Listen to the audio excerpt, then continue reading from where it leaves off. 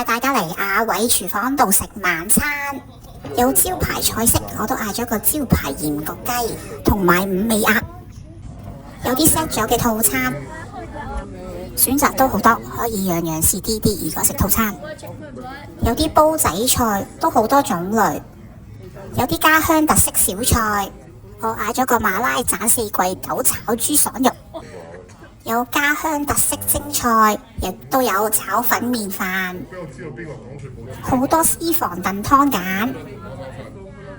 我本人呢就唔中意食豆嘅，不過呢個馬拉盞四季豆炒豬爽肉真係好好味，嗰啲豆真係每一條都好入味。嗌咗個蘑菇炒牛肉，個牛肉夠腍，好有鑊氣。唔食飯嘅朋友仔呢，因為呢兩碟嘢都要嗌碗白飯啊。跟住嗌咗一個鹽焗雞，鹽焗雞都好滑嘅，不過呢就鹹咗啲。我嫌隻雞可能瘦咗啲，所以有啲位置就鞋咗啲。呢個避風塘炸茄子真係冇得輸，個皮夠薄，炸得好脆，個避風塘味又啱啱好，唔係太黑。呢個係我成晚最中意嘅菜式。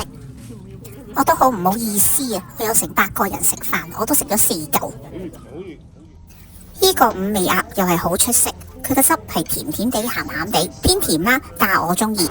個鴨肉又 OK，佢唔係，佢個肉身又好有嚼口，啲骨又好好選。呢個蒸黃芪斑頭我就覺得一般呢，我嫌啲魚少咗啲啦，我就一般般啊。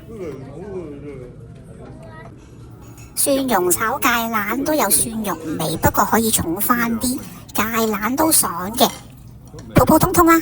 總括嚟講，價錢合理，嘢食有鑊氣，環境係細啲，不過係坐得 OK 嘅。希望大家中意我條片，下集再見。